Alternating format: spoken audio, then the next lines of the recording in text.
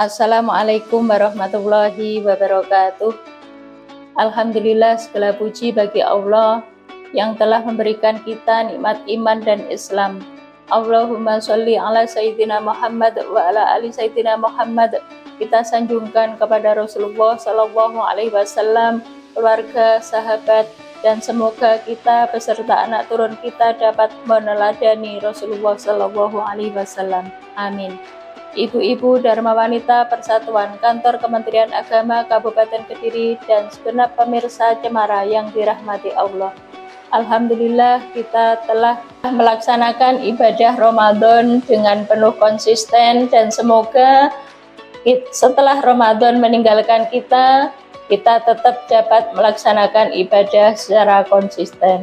Mengapa kita perlu melaksanakan ibadah secara konsisten? Karena Allah Subhanahu wa taala berfirman, A'udzubillahi minasyaitonirrajim. Bismillahirrahmanirrahim. Ya ayyuhalladzina amanu kutiba alaikumusyamu kama kutiba alal ladzina min qablikum la'allakum tattaqun.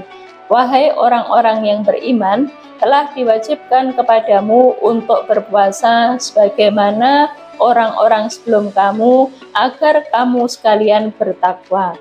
Jadi pada intinya ibadah Ramadan ini tujuannya adalah kita orang-orang yang beriman ini bertakwa kepada Allah Subhanahu wa taala. Lalu bagaimana agar kita menjadi orang yang bertakwa pasca Ramadan nanti?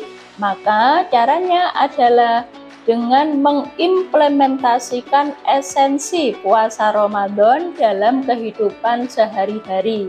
Apa saja esensi puasa Ramadan itu? Yang pertama adalah memperketat penjagaan panca indera serta farji.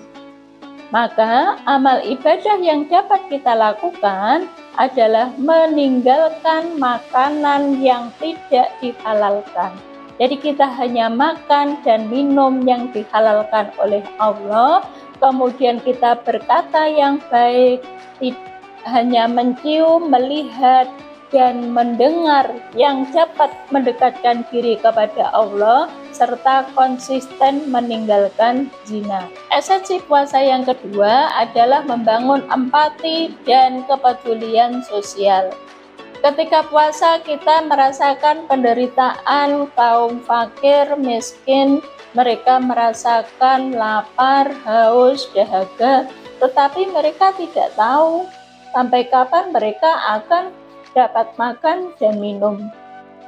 Maka setelah puasa kita harus membangun empati dengan cara rajin bersedekah, terutama kepada sanak kerabat, karena bersedekah kepada sanak kerabat itu memperoleh dua pahala.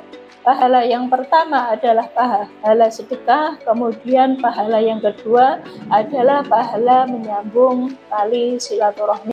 Esensi puasa yang ketiga adalah mensucikan diri dari penyakit iri, dengki, sombong, serta riya. Maka kita dapat konsisten melaksanakan ibadah pasca Ramadan dengan menghilangkan penyakit tersebut dengan memperbanyak berzikir dan mendekatkan diri kepada Allah.